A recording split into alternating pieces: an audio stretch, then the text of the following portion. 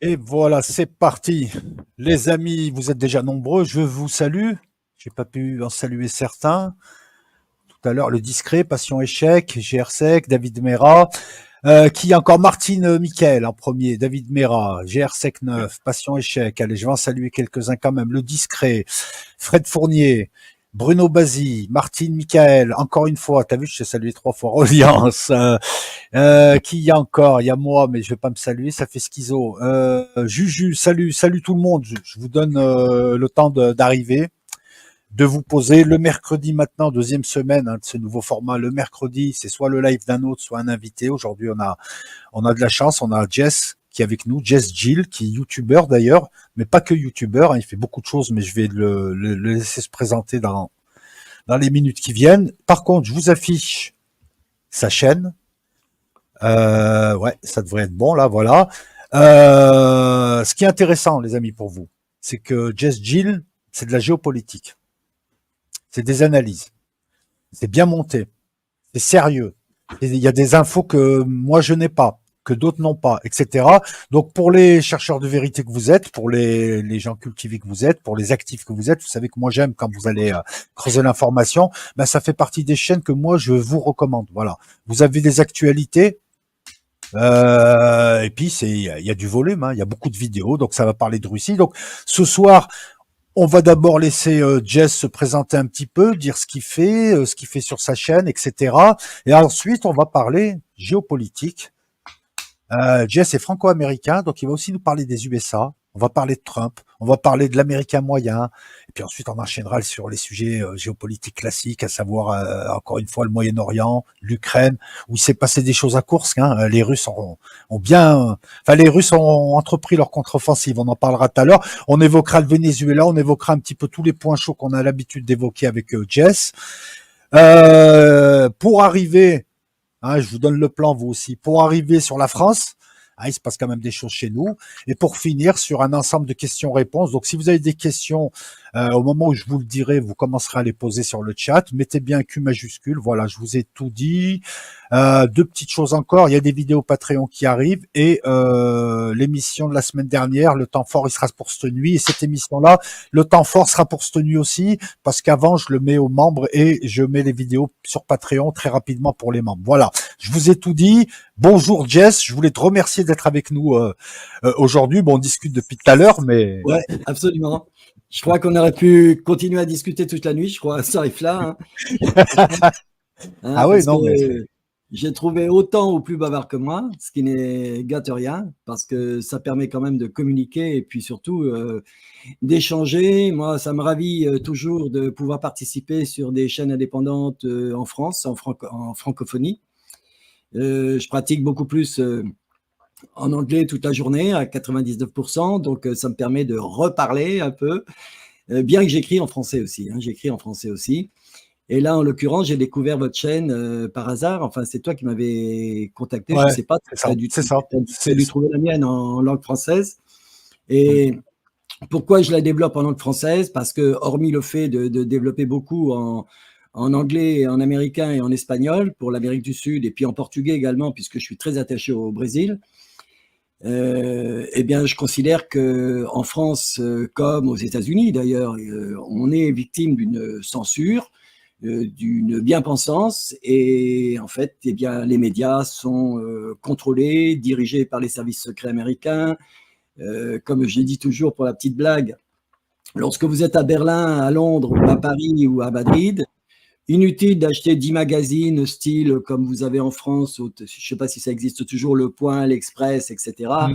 et compagnie, vous aurez les mêmes titres et les mêmes textes. C'est du copier-coller systématiquement.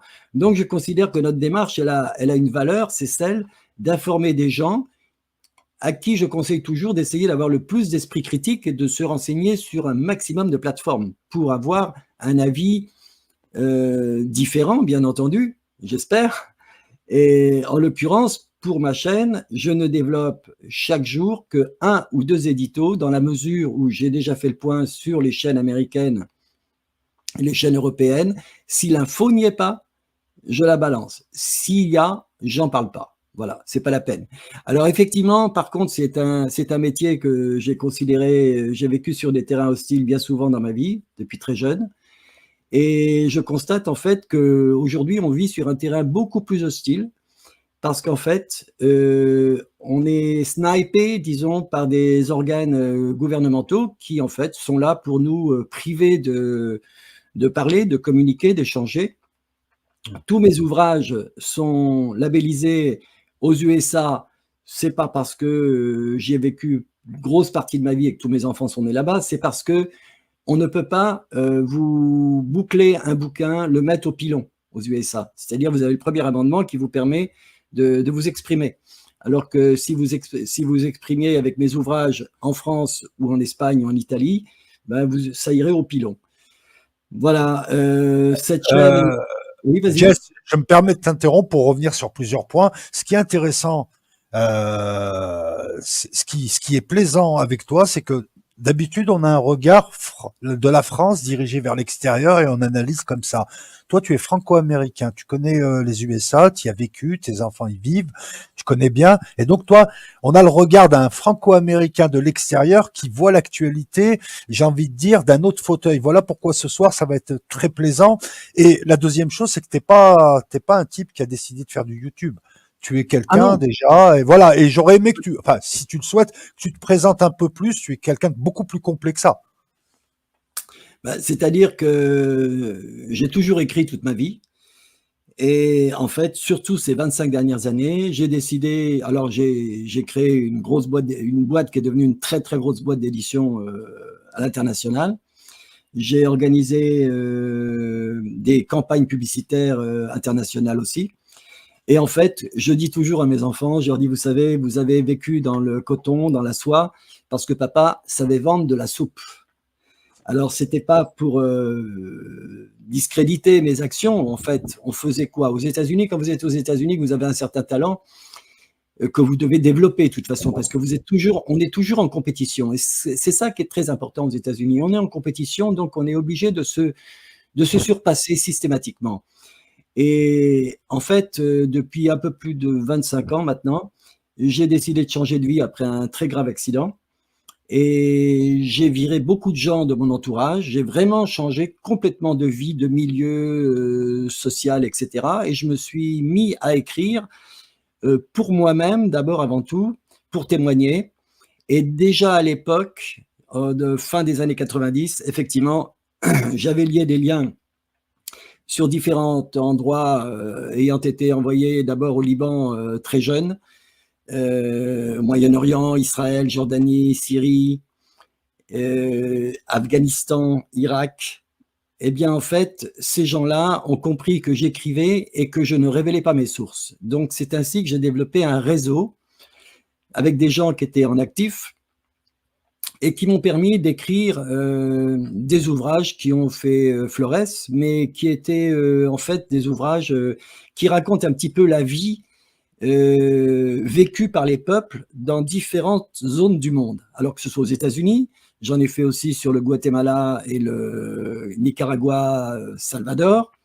Alors ce sont des romans, bien sûr, hein. On a le talent qu'on doit développer pour écrire des romans, forcément, parce que si vous faites des choses trop doctorales, vous perdez l'individu. Et en fait, eh bien, de fil en aiguille, jusqu'à voilà 3 ans, ses amis m'ont dit, mais attends, Noah, faut que tu fasses une chaîne YouTube, faut que tu balances ça tous les jours, parce que toi, tu fais un bouquin tous les 2 ou 3 mois, mais là, c'est du show, quoi. Et en fait, ce sont des gens qui sont toujours en active, on dit en français en active, Qui et sont qui, actifs, on va dire. voilà, ouais, parce que tu sais, les diplomates ou les militaires, on dit toujours, je suis encore en active. Ouais. Et en fait, ils m'ont poussé à la roue. Je me souviens, ils m'ont vraiment poussé à la roue. J'ai dit, bon, bah écoute, ouais, c'est pas trop ma tasse de thé, mais je vais faire. Voilà. Alors, c'est vrai que si vous allez voilà, au mois de mars 2022 et que vous voyez les premières vidéos, eh ben, elles sont faites avec les moyens du bord. Mais par contre, le contenu ça, c'est du réel, c'est du concret. Et donc, d'une certaine façon, je suis devenu addicté. Je suis devenu addicté pour plusieurs raisons.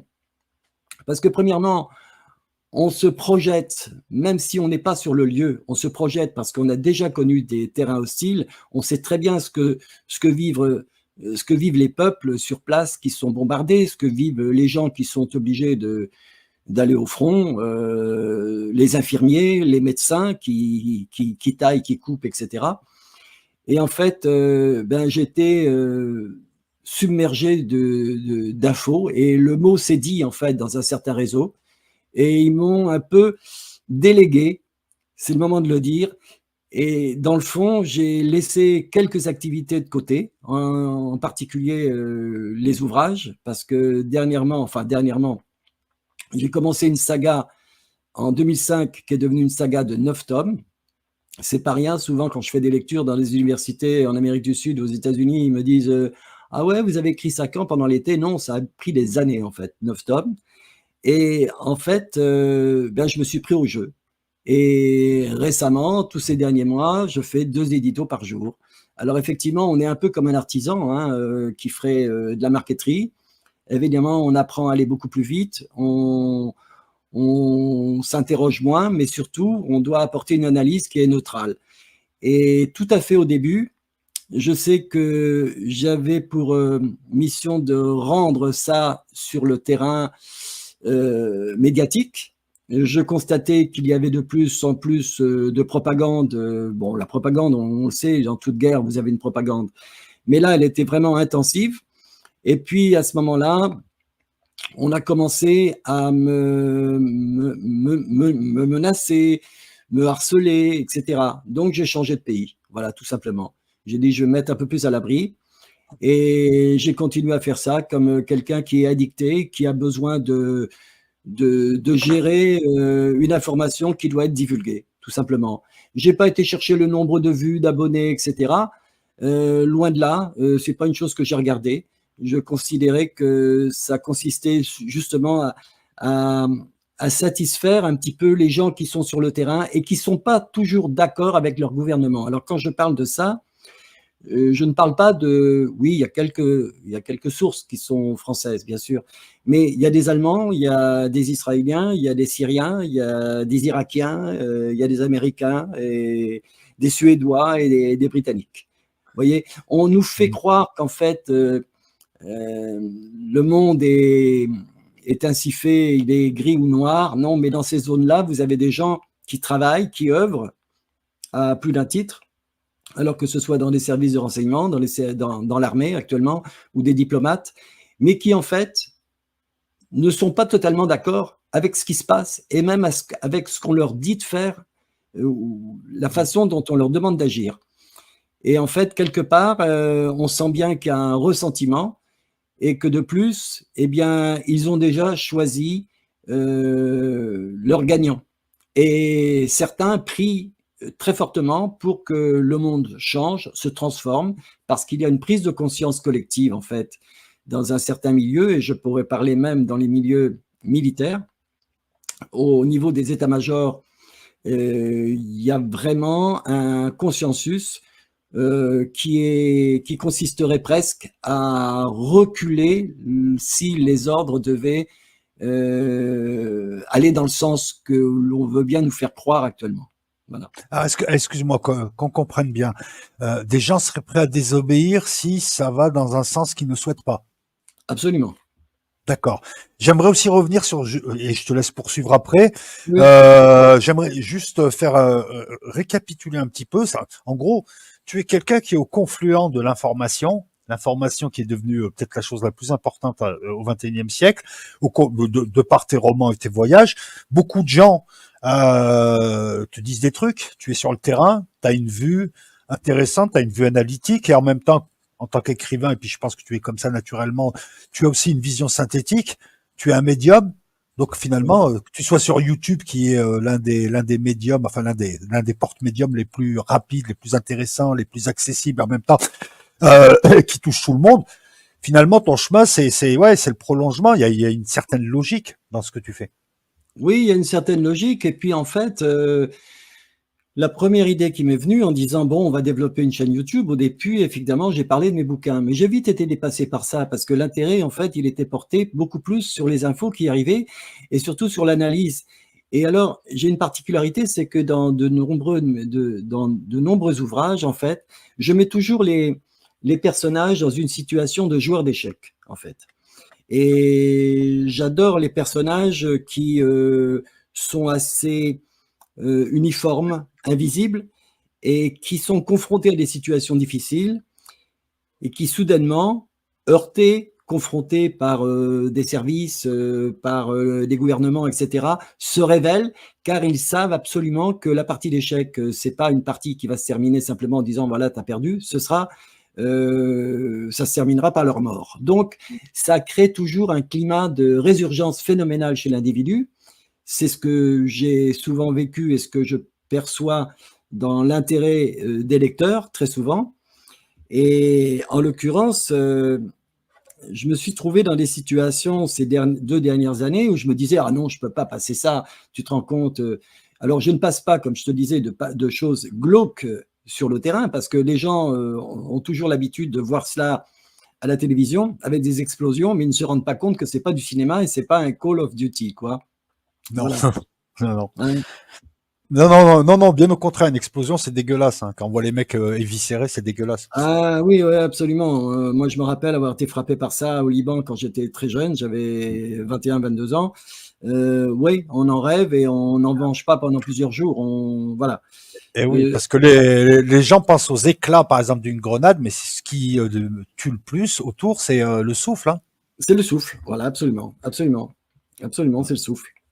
Ouais, ouais. Est-ce que si je te dis que tu me fais un petit peu penser à quelqu'un que j'estime d'ailleurs, Gérard Devilliers, qui Voilà, crie pas. mais c'est exactement, tu vois comme c'est idiot. Lorsqu'on discutait en fin d'après-midi, c'était de lui que je te parlais. Moi, je l'ai bien Ouais, connu, j'ai bien connu. Et en fait, oui, on est dans la même configuration. Bon, il y a certaines, ça m'est venu aux oreilles récemment d'ailleurs en France, puisqu'il a été connu pour ça. Moi, j'ai eu des services qui m'ont contacté directement et qui m'ont dit ouais, qu'est-ce que vous avez comme source, qu'est-ce que vous voulez dire, etc. Est-ce que vous pourriez nous les passer avant, est-ce qu'on pourrait comparer? Je leur ai dit non, non. Et puis, poser la question, ils me disaient mais en fait, qu'est-ce que vous cherchez? Je lui ai dit moi, je suis juste écrivain. Mais vous avez un but, etc. Je lui ai dit oui, oui, j'ai un but. J'ai un but. Lequel? Je veux juste obtenir le prix Pulitzer la prochaine année. Et je là, mais l'aurai, je leur ai dit, et je l'aurai. Et d'ailleurs, dans mes deux derniers romans qui s'appellent Terrorist Factory, qui consiste à développer les coulisses du terrorisme d'État. Et alors, donc, ces 2 romans, c'est terrorisme d'État sur la France, mais j'ai la même chose pour les États-Unis. Hein. Je vous dis bien, ce sont ouais. aussi 2 tomes.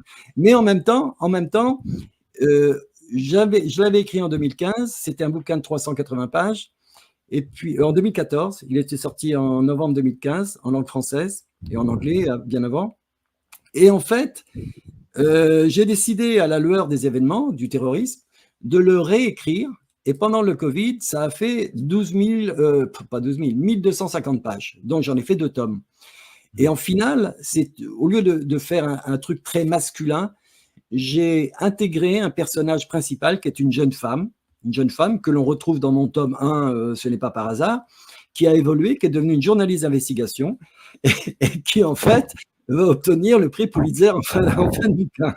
Voilà. Ah, c'est le prix Nobel des journalistes, le Pulitzer. Oui, absolument.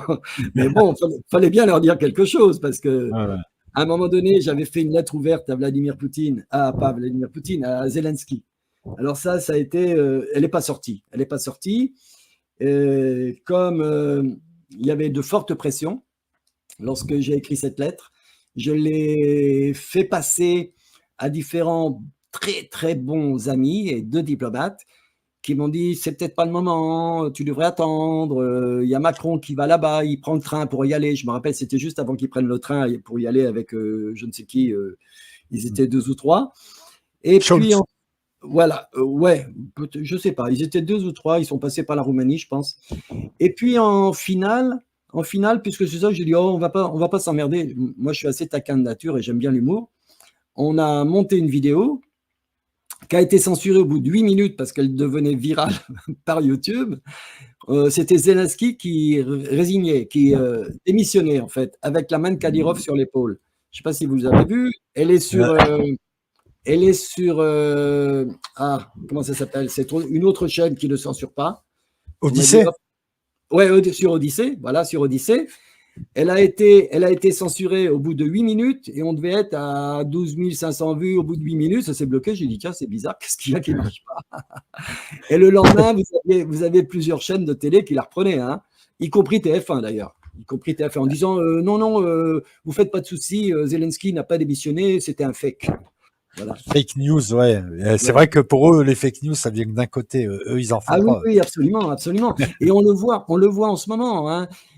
Sur ma chaîne, j'ai développé avec des infos, comme je te disais tout à l'heure, moi je suis pas technicien et pas pilote ni de F-16 ni de Su-57, mais en fait, il y a une collusion récemment avec le F-16 qui est tombé le 26 août et le Wall Street Journal qui a déclaré que, évidemment, c'était un tir fratricide du Patriot avec cette députée ukrainienne qui a gueulé dans l'Assemblée en disant qu'il faisait de la fausse propagande, de la mauvaise propagande pour les Ukrainiens.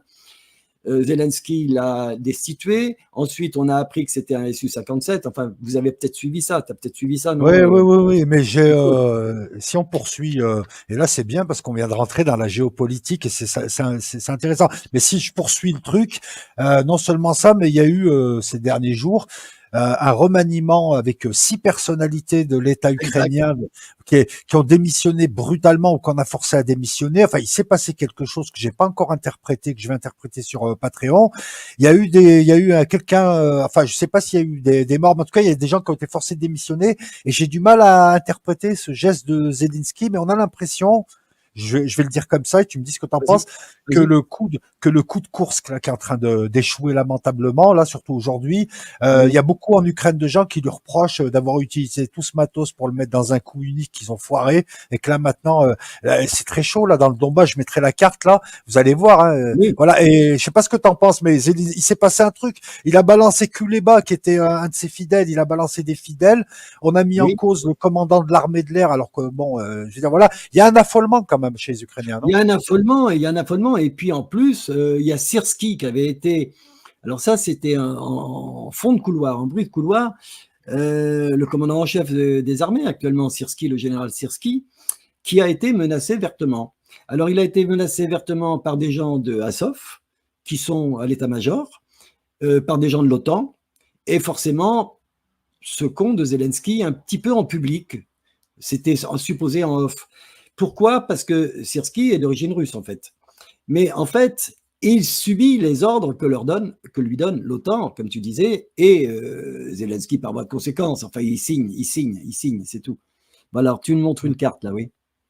Ah non, excuse-moi, je voulais pas te couper. Hein, je te laisse Ah non, non, finir. non. Je- Voilà, voilà. et Non, en ce que fait, je voulais montrer à voilà. vas-y, vas-y.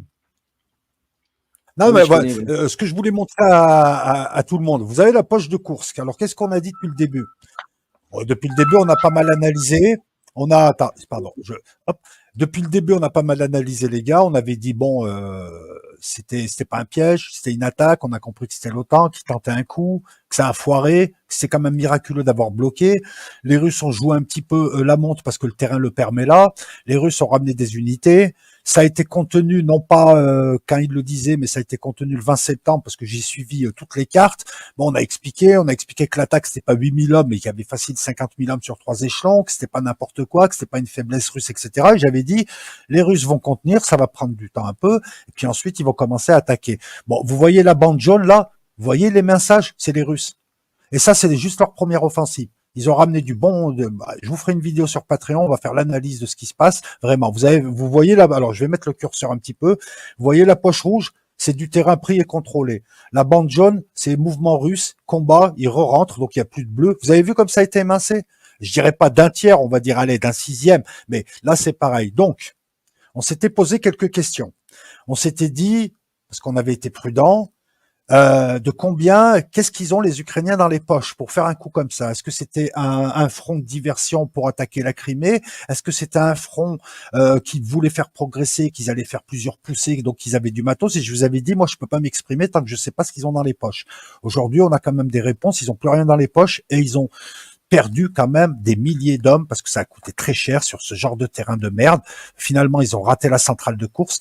Et là, donc, ils sont en train de payer. Ce qui se passe en Ukraine, c'est qu'il y a des gens, même des militaires, qui estiment que ce qu'a fait Zelensky, parce qu'on sait maintenant que c'est un coup unique, c'est quelque chose de complètement con et qu'il a mis en péril le Donbass. Je me permets de vous montrer un petit peu le Donbass. On va prendre son temps parce que tout ce qu'il a mis là, il aurait pu le mettre ailleurs et discuter, obtenir un cessez-le-feu et donc finalement perdre moins. Aujourd'hui, il va perdre et le Donbass et la poche de Kursk. Kupiansk, c'est pas loin. Hein. Maintenant, ils sont à portée de yeux, hein, les gars. Kupiansk, c'est là. Vous voyez, là, ça se bat. C'était bloqué pendant X temps sur Sinkivka. Les Russes, ça, c'est une offensive russe. À l'ancienne, ils avancent en poussée comme l'eau. Voilà, ils font pas ils font pas de guerre mobile, eux, ils avancent tranquille. On a, là, ça a pas mal avancé. Je vous rappelle que les Russes veulent aller à la rivière Oskol. C'est ça. Alors, donc, vous voyez, ils sont pas loin de leurs objectifs. Il reste 2 grosses villes, Kramatorsk et Kupiansk. Alors, attendez, parce que le plus intéressant arrive. Là, ça pousse. Hein. Bon, les Ukrainiens ont fait un truc vers New York, non, c'est plus bas. Chassiviar, ça bloque, ils s'en foutent, hein, comme l'eau. Là, ça pousse un petit peu parce qu'ils veulent remonter sur là. Mais là, ce qui est intéressant, c'est Pobrosk. On a vu un Zelensky il y a 3 jours dire ils ont arrêté les Russes à Pobrosk. Non, Zelensky arrête de mentir. Les Russes se sont arrêtés d'eux-mêmes pour pas avancer trop. Là, on voyait un saillant. Il faut ce qu'on appelle, il faut remettre la ligne. Il faut, comment on dit, il faut, il faut aligner le front. Donc pour l'aligner, il faut que les autres poches poussent. Là, vous voyez qu'il y a un gros chaudron. Vous voyez les jaunes, c'est ce qu'ils prennent tous les jours. Il y a de ça, des petits bouts, mais des petits bouts, ça fait des grands bouts. Le sud, Vuhledar, qui était un bastion, va tomber. Parce que là, les mecs à Vuhledar, je serais vous, je me barrerai ce soir, parce que là, il y a 3 champs, hein, les mecs, hein. Il vient en tracteur, le gars, voilà. Et donc, aujourd'hui, donc nous pouvons, après, ailleurs, voilà, bon, ailleurs, c'est très, très calme, hein, ils entretiennent le truc. Donc, aujourd'hui, on a attendu un petit peu, on peut avoir une analyse complète. La poche de Kursk, je vous la remonte encore parce que moi je pensais pas que les Russes allaient pousser comme ça, mais ils ont poussé. C'est quand même énorme ce qu'ils font, hein, parce qu'ils se battent contre l'OTAN, les gars. C'est pas, je veux dire, il y a en face, ça rigole pas, c'est pas de la défense territoriale. Vous voyez, voilà, et c'est pas fini. Donc finalement, on sait plusieurs choses. On sait que Zelensky, il est complètement taré. Et qu'il a foiré sa deuxième cartouche, la première étant la contre-offensive qu'il a menée cet été, c'était Benny Hill, quoi. Les mecs, ils l'annonçaient à l'avance et tout. Et donc aujourd'hui, je pense qu'à partir de aujourd'hui, demain, la semaine prochaine, il y a un risque d'effondrement au Donbass. Pobrosk, je leur donne pas cher, hein, voilà. Et encore une fois, il faudrait qu'ils négocient. Jess, je te remets le micro, je t'écoute longuement. Je voulais juste faire ma présentation, mais tu peux me reprendre. Hein. Je t'en prie, oui, s'il y a le micro. Oui, de toute façon, comme je te disais, moi j'ai des sources russes du bataillon Armat directement, hein, je te l'avais dit. Et en fait, c'est ce qui m'a permis d'avoir... et puis en fait, d'être obligé, parce qu'ils m'ont dit non, passe-le, fais-le, dépêche-toi, quoi. Et en fait, ça arrivait toutes les 2 heures, en fait. Et je me suis dit, bon, il faut faire. Mais malheureusement, pour les Ukrainiens, ils ont subi, surtout les services de renseignement ukrainiens pro-russes, qui travaillent avec les Russes, forcément, et qui désignent absolument toutes les cibles. Alors, on s'est posé la question à un moment donné, moi j'aurais posé la question, j'aurais dit est-ce que c'était logique, en fait, est-ce que c'était pas un plan de fragiliser une frontière pour les laisser tenter cette pénétration. J'ai pas eu de réponse, je suis sur une expectative là-dessus. Pokrovsk, ils ont fait libérer la ville, ils ont informé la population de libérer la ville et ils ont attendu de toute façon jusqu'à avant-hier que les dernières personnes quittent la ville. Le maire a considéré de toute façon que la ville était déjà sacrifiée. Alors, ils étaient à 6-7 km à l'est de Pokrovsk. Ils sont à côté là sur la carte. Hein. Regarde, ils sont à côté oui. Et effectivement, Pobrosk en plus est indéfendable. Et effectivement, ils ont évacué parce que voilà, ils peuvent plus. C'était la dernière ligne. Ils avaient 5 lignes de défense entre Advika et Pobrosk. Les Russes, en l'espace de quelques mois, ils ont avancé très vite mine de rien parce qu'ils ont éclaté 4 lignes et ils sont en train d'éclater la 5e ligne de défense. Et après, il reste plus que la ville, quoi. Alors, d'une autre façon, il y a quand même tous les bombardements qui ont été effectués sur l'ouest de l'Ukraine, enfin sur toutes les villes. elles vivent, les gens, j'avais eu des vidéos 8 jours avant, comme quoi les gens étaient dans les cafés, dans les bars, dans les boîtes et restaurants, hein, à Lviv, hein. Et surtout avec énormément de gens de l'OTAN, des Français, des Anglais, des Allemands, Polonais, voilà. Et là, quand ça leur tombe sur la tête, eh bien, effectivement, c'est surprise. Mais ça a été aussi fait pour terroriser la population, en espérant toujours, c'est toujours ce qu'un camp essaie d'opérer, de retourner la situation contre le gouvernement local. Ouais. Mais alors, ils n'ont pas tellement besoin de ça, parce que l'armée ukrainienne est vent debout contre Syrski et Ouais, ouais, c'est vrai. contre Zelensky. Pourquoi? Ben, c'est normal, quand tu vois tes copains tomber autour de toi, tu peux pas avoir envie de continuer à te battre contre une armée Ben, qui est puissante. Syrski est traité de boucher et en fait les faveurs de l'armée vont à l'ancien chef d'état-major qui était très compétent et qui lui aurait mené Exactement. la guerre différemment. Syrski est connu pour envoyer des vagues de gens mourir comme ça pour des victoires TikTok. Mais là, ils ont balancé du monde qui était sur le Donbass directement pour vouloir forcer l'offensive, alors qu'en fait, ils se sont fait exterminer leur matériel et qu'on a des vidéos de gens qui se retirent à Ouais. pied, tu vois. Alors à pied, et il y a eu des vidéos bien sûr où l'on voit forcément, c'était en plein été, là, une quinzaine de jours encore, on voit des corps pourrir au sol, quoi. Ça s'appelle à Advika, ils ont perdu la dernière journée, les gars se sont enfuis à pied, ça s'appelle une débandade et ils ont pris 4000 morts juste parce qu'ils se faisaient bombarder par l'artillerie russe. Qui voilà. Alors j'aimerais juste revenir sur ces histoires de frappes. Effectivement, la Russie, elle procède à 3 frappes aériennes essentiellement hors de portée, parce que c'est des Tupolev qui sont hors de portée. Elle a des frappes tactiques sur le front et juste derrière pour des histoires d'interdiction, donc avec du KH-22, avec des missiles tactiques. Et elle utilise donc des missiles de croisière, des missiles balistiques pour taper derrière. Alors derrière, elle tape pour 2 ou 3 raisons. La première, elle vise souvent, ils ont un renseignement militaire qui est très performant, elle vise des états-majors, hein, on disait cet après-midi, c'est fou le nombre de militaires de l'OTAN qui sont morts dans leur lit ou en randonnée en ce Absolument, moment. C'est absolument. vrai, hein, vous remarquerez, voilà. Donc elle tape sur des centres stratégiques, des bunkers blindés, des choses comme ça, ou même des immeubles où ils se réunissent, parce que et là on voit que le GRU n'est pas mauvais, parce qu'ils arrivent à localiser. Elle tape aussi pour user les défenses antiaériennes, et elle tape certains points, et elle tape sur les installations énergétiques. Et quand elle fait ça, c'est j'ai remarqué quand les Ukrainiens bombardent en Russie ou envoient des drones, les Russes répliquent par des frappes sur les installations énergétiques. Et là où effectivement c'est pour un peu châtier la population et que la population soit mécontente. Enfin voilà. Oui, oui, absolument. Mais tu sais, quoi qu'il en soit, comment peut-on imaginer qu'un pays puisse entamer une guerre lorsqu'il n'est pas armé et qu'il fonctionne avec l'armement qui lui est fourni par un tiers? Ça, Ouais, ouais. c'est sur le plan diplomatique, c'est déjà très problématique, tu vois. Donc, Bah, je me ça change tout, hein, parce que d'un côté, les Russes produisent 1 millier de chars par an et peuvent donc renflouer leurs pertes. Et en plus, ils ont d'énormes stocks. De l'autre côté, effectivement, les Ukrainiens, hein, par exemple, ne fabriquent plus de chars. Ils sont des tributaires sur beaucoup de plans d'ailleurs, ils sont tributaires de l'aide européenne qui arrive au compte-gouttes, qui arrive. Et ma question, c'est, tu trouves pas quand même que depuis le début, l'aide à l'Ukraine, elle est bizarre et on fait tout pour pas que l'Ukraine puisse gagner? Écoute, non seulement on fait tout pour cela, on a fait beaucoup de promesses. Et en fait, ces promesses, eh ben, elles tombent dans le vide. Mais actuellement, ce dont on ne vous parle pas, parce que j'ai contrôlé un peu la presse et les médias français, on ne vous parle pas des manifestations absolument invraisemblables qu'il y a en Allemagne depuis 15 jours. Les Allemands sont vent debout contre Olaf Scholz et en refusant d'envoyer quoi que ce soit en Ukraine, parce que depuis le mois de mai dernier, le 31 mai de l'année dernière, l'Allemagne est en récession économique. Hein, ce sont des points de commande qui nous l'indiquent fortement, c'est indéniable.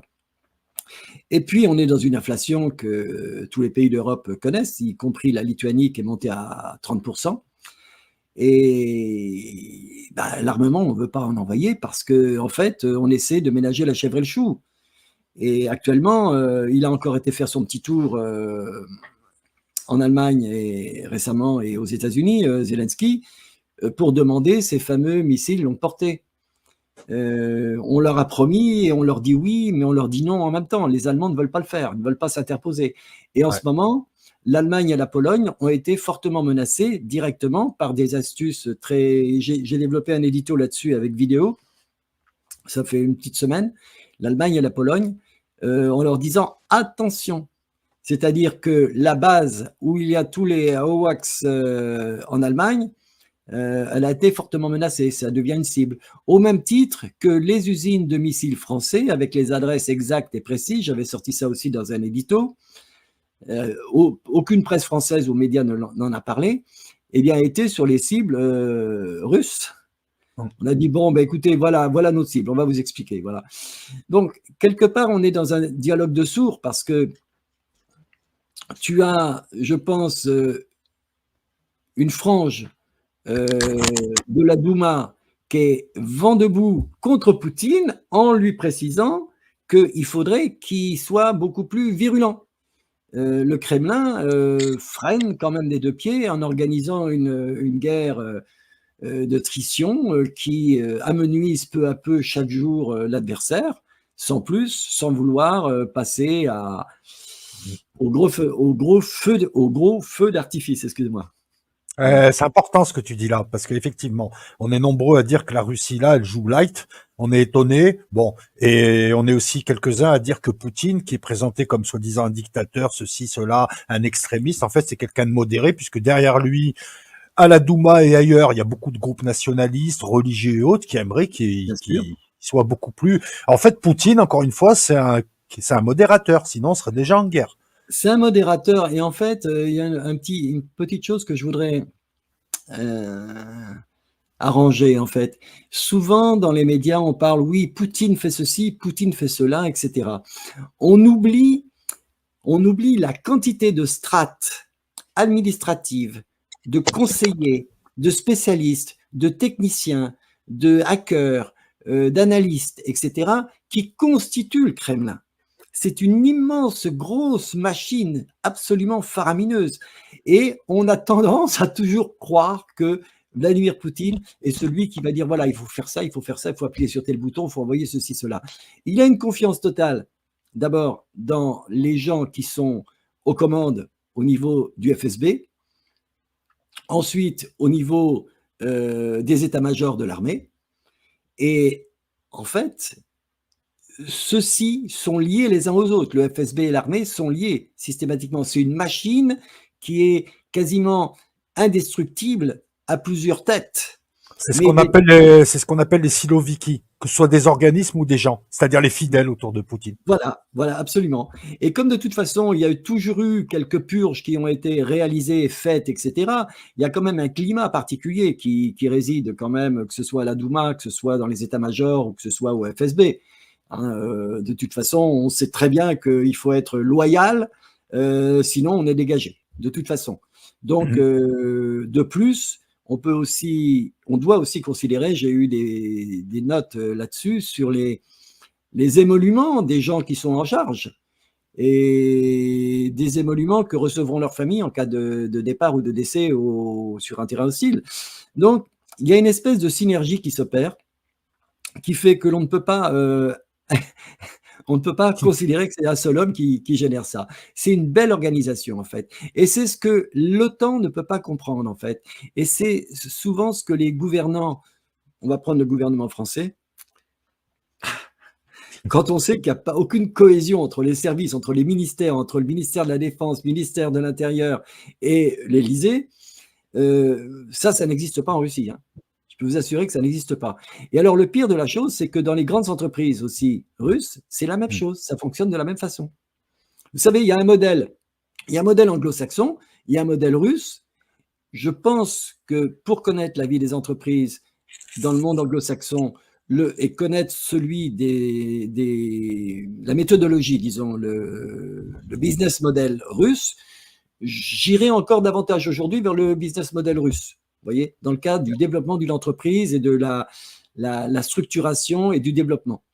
Parce que on a un temps, on ne se croit pas tout permis, comme les Américains. Dans le monde américain, vous savez, l'entreprise américaine, je connais bien, hein, c'est un univers c'est un univers où il ne faut pas se calquer totalement sur l'état d'esprit américain. Il faut apporter, Dieu merci, moi je crois que j'avais des racines qui me permettaient de faire la part des choses en fait, et de pouvoir naviguer parfois à vue, mais en appliquant des choses qui relèvent quand même d'une certaine éthique, parce que l'éthique dans les entreprises américaines n'existe pas, voyez-vous.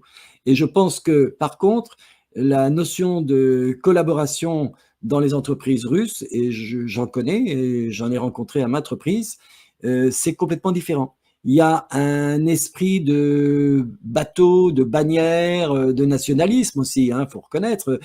Pour les Russes, aujourd'hui, c'est une guerre existentielle. Il n'y a pas à Ouais. tortiller depuis le premier jour. Et je dirais même depuis 2006-2008, en finale. Et à partir de 2014, quand ils ont commencé à taper dans le Donbass, ça a insufflé un courant de nationalisme exacerbé chez tous les Russes. Alors, je me permets cette incise. Vas-y. Moi, j'ai l'impression que 2008, avec la Géorgie, à partir de là, Poutine a commencé à changer, à comprendre que les Européens ne leur voulaient pas du bien. Et à partir de là, je pense qu'ils se sont dit, c'est existentiel, là. Oui, c'est existentiel. Et puis, en même temps, ils ont vu qu'ils ne tenaient pas parole. Alors, quand on a entendu Angela Merkel et ce connard de Hollande dire qu'en fait, non, mais en fait, on a dit, on va signer quand même, parce que de toute façon, dans un certain sens, ça va peut-être donner le temps à l'OTAN, à la CIA et à l'Ukraine de se armer. Tu vois, il y a manigance. Donc, s'il y a manigance, ensuite, tu peux plus faire confiance à ces gens-là. Donc, ils étaient arrivés à un point, comme tu disais tout à l'heure, effectivement, je pense que le Kremlin, avec sa grosse machine, a tendance à freiner en se disant non, on va opérer comme ça, on va prendre le temps. Et on m'avait dit en juillet 2022, ça fait donc, oui, un peu plus de 2 ans, on m'avait dit non, mais tu sais, de toute façon, on est parti pour 2 ans et demi, 3 ans. On est parti pour après les élections américaines. Voilà. Alors que très sérieusement, dans les ambassades, dans les couloirs diplomatiques, en Europe, on pensait que ce serait fini à décembre 2022. Ouais. Tu vois la différence de pensée, en fait, de vision de l'histoire. Et en fait, ce qui était dit, c'était que non, on a la patience, on a le matériel, on prend le temps, et de toute façon, on les laminera point par point. Mais on ne veut pas être dans la violence exacerbée en bombardant des populations. On va bombarder les points énergétiques, c'est normal, c'est la stratégie, dans tout jeu de stratégie, on tape là-dessus. Et On a oui. un hiver qui approche. L'hiver dernier a été relativement doux. Moi, j'avais des connexions avec des Ukrainiens et des Russes, en particulier, qui étaient aller voir leur famille à Sébastopol, en particulier une vieille grand-mère qui est intransportable, et que les Ukrainiens interdisaient absolument de sortir du territoire. Tu vois, c'est un bordel de monstre, parce que pour aller à Sébastopol, si tu es russe, tu ne peux pas y aller direct. Tu es obligé d'aller en Arménie, tu vas en Turquie, ensuite en Arménie, ensuite tu prends un train, il y en a pour 18 heures, et pour arriver à Sébastopol. Mais tu peux pas passer par le pont de Kertch? Oui, forcément, mais tu ne peux pas aller en Ukraine si tu es russe. Tu ne peux pas aller Ah en Ukraine. oui, oui, Voilà. oui, oui. Alors, tu viens un peu par Belgorod après, et puis hop, tu passes. Ouais, ouais, ça rallonge. C'est compliqué. Les Russes n'ont pas voulu passer pour ceux qui allaient détruire des populations. Ça, c'était déjà dans les tuyaux dès le départ. On va les combattre. D'abord, dans le Donbass, on va essayer de dénazifier. C'était le modèle, leur business model. Et ensuite, on ne pensait pas que ça durerait jusqu'à peut-être février-mars 2025. Mais quoi qu'il en soit, j'ai eu des vidéos par des amis sur place qui m'ont envoyé des vidéos de cimetières. Je t'assure que c'est d'une tristesse invraisemblable. À perte de vue, tu as des cimetières avec les drapeaux, et la particularité dans le monde orthodoxe, c'est que tu as une photo qui fait à peu près 40-60 de la personne qui est décédée. Et là, quand tu vois les dates de naissance et de décès, etc., tu vois qu'il y a une flopée de jeunes, c'est une génération entière qui est partie. C'est un génocide. Et je disais Ouais. dans un édito, il y a 3-4 mois, je disais, bon, un jour, de toute façon, on pense que l'Ukraine va être partir comme une pièce de puzzle. La Pologne reprendra. Les Polonais sont installés dans la région d'Elviv et même une cinquantaine de kilomètres plus au sud d'Elviv. Donc, c'était leur ancienne région, il ne faut pas oublier. Les Hongrois, il y a une colonie à l'ouest, dans les Carpates, qui ont une région qu'ils voudraient bien récupérer. Les Roumains voudraient bien la Moldavie, parce que la Moldavie, il y a eu cette dissension, mais en fait, les Moldaves et les Roumains, pour moi, c'est les mêmes choses. Je suis allé à Chisinau en Moldavie, tu ne fais pas la différence. Et en fait, si la Russie arrivait à Odessa, évidemment, l'Ukraine n'aurait plus la possibilité d'exister, parce qu'elle a existé, il ne faut pas oublier que c'était le grand grenier de l'Europe pendant 3 siècles, à moins qu'il y ait un traité qu'on leur laisse une ouverture sur Odessa. Mais Odessa est une ville absolument magnifique, une architecture flamboyante du 19e. Odessa est protégée, à part les installations portuaires. Les installations portuaires, ils ont pris quand même des coups lorsqu'il s'agit d'éliminer certaines exportations. Macron voulait même envoyer des troupes pour protéger Odessa, parce que c'est vital, effectivement, c'est la seule porte vers la mer qui permettrait aux Ukrainiens d'exporter un petit peu leur blé, leurs céréales, parce que c'est des vendeurs, c'est des exportateurs. J'aimerais juste revenir sur Vas-y. Poutine. Alors, moi, je vais te soumettre une hypothèse. Poutine, il a effectivement, c'est une guerre avec... il mène une guerre depuis le départ avec modération. On a l'impression qu'il est en diesel. On comprend pas pourquoi il temporise. La Russie, si elle mettait le paquet, elle réglerait ça très vite, même là et surtout là. Mais, lorsqu'on observe le monde anglo-saxon, systématiquement et surtout, on va dire les derniers siècles, la technique américaine et anglaise, c'est de pousser l'autre à la guerre, comme le Japon en 35, comme Saddam Hussein en 91, comme tout un tas de gens, et donc d'être la partie qui n'a pas déclenché la guerre alors qu'elle a tout fait pour la provoquer. Depuis 2014 en Ukraine, ils font tout pour provoquer la Russie. Et j'ai l'impression que l'un des plans pour installer le nouvel ordre mondial, c'est forcer la Chine et la Russie à attaquer et les attendre, essayer de les battre, et passer, encore une fois, écrire l'histoire. Et donc, Poutine, qui a connaissance de ce plan, je pense que on peut expliquer sa modération par rapport à ça. Il veut pas engager la Russie dans une guerre. Même malgré tout, à un moment donné, ils vont pousser tellement loin que la Russie, je pense, entrera en guerre. Mais je pense que Poutine, ouais, voilà. S'il est modéré comme ça, c'est parce qu'il a compris le piège et il veut pas que son pays rentre en guerre. Qu'est-ce que tu en penses de ça?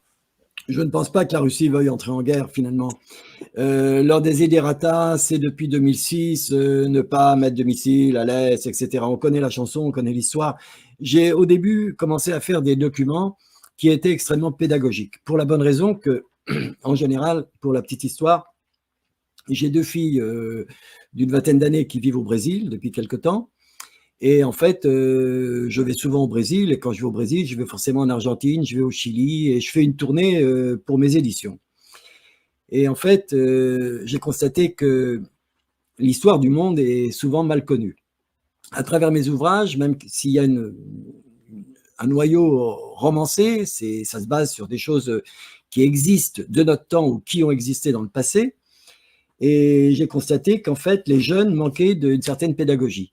Donc, j'ai commencé à faire des éditos qui reprennent à partir du passé pour expliquer d'une façon extrêmement pédagogique, au même titre que ce que j'ai fait dans le documentaire sur Israël depuis 1895. Récemment, non, je l'ai fait 24 octobre, c'est-à-dire après le 7 octobre. Je me suis laissé 2-3 semaines pour voir ce que ça donnait. Et j'ai dit, bon, je ne veux pas prendre parti.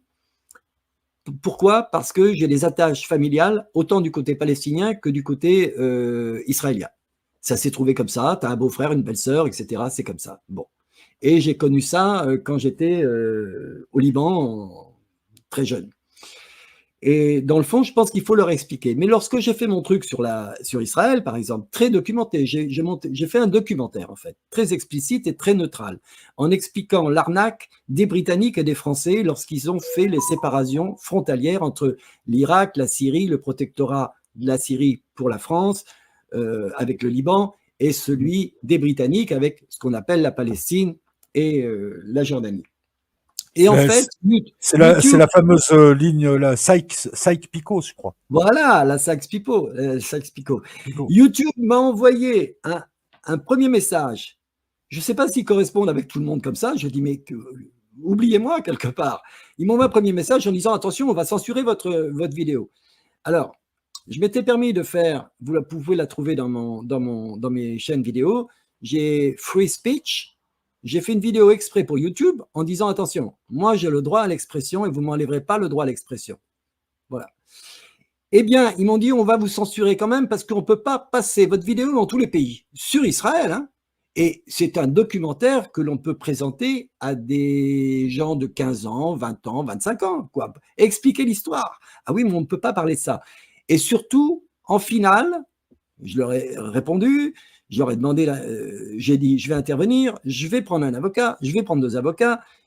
Bon, en fait, ce qu'ils me disent, eh bien, écoutez, on va vous limiter simplement, on n'enverra pas ça, on ne la passera pas ni en Russie, ni en Biélorussie. Eh bien, je n'ai pas compris pourquoi. Tu m'expliqueras? Non, mais la logique de YouTube, personne l'a comprise hein, jusqu'à Non. maintenant. Mais c'est bien que tu abordes ça. Moi, ce que j'aimerais, c'est que, enfin, sauf si tu as tout dit sur l'Ukraine et la Russie, on peut enchaîner directement sur justement le conflit, ce conflit au Proche-Orient qui s'est enflammé subitement, qui déstabilise la région, qui voit l'Iran aujourd'hui intervenir. Donc, on n'est plus au Proche-Orient, au Moyen-Orient. Et depuis le 7 octobre, qu'est-ce que tu penses de tout ça, de ce qui se passe? Écoute, je connais parfaitement bien l'histoire en tant qu'historien. Mon père l'était. Il m'a mis le pied à l'étrier et je crois que j'étais encore beaucoup plus curieux que lui puisque en fait, je n'avais pas vécu beaucoup de choses que lui avait vécues. Mais si l'on regarde bien, c'était vraiment chronique d'une catastrophe annoncée lorsque tu vas placer l'État juif au milieu de tant de pays arabes, déjà au départ, en 1948. Quand on considère que c'était un protectorat britannique et que les premiers juifs qui se sont rebellés contre les Britanniques étaient considérés par les Britanniques comme des terroristes, on va parler peut-être après du terrorisme d'État ou un autre jour, et que en fait, le premier terroriste qui fait péter leur hôtel où il y avait l'état-major britannique au mois de début mai 1948, c'était Ben Gourion qui va devenir Premier ministre. Bon, à partir de là, tu te dis, tout est possible. Tout est possible, bien sûr, tu peux être rebelle, terroriste et ensuite devenir chef d'État. Mais on a eu des exemples comme au Tchad hein, aussi avec les Français. Hein. Sanabré, ouais. Avec Sanabré, voilà. On a eu ça. Et là, en l'occurrence, je me dis, en ayant des contacts permanents, amicaux et professionnels avec des gens qui vivent en Israël, avec des monsieur, madame, tout le monde, des familles, et avec des gens qui sont dans des officines, qui me disent, de toute façon, on est perdu. Ça, c'est l'état d'esprit actuellement des Israéliens qui ont toujours eu un esprit de résilience, de résistance.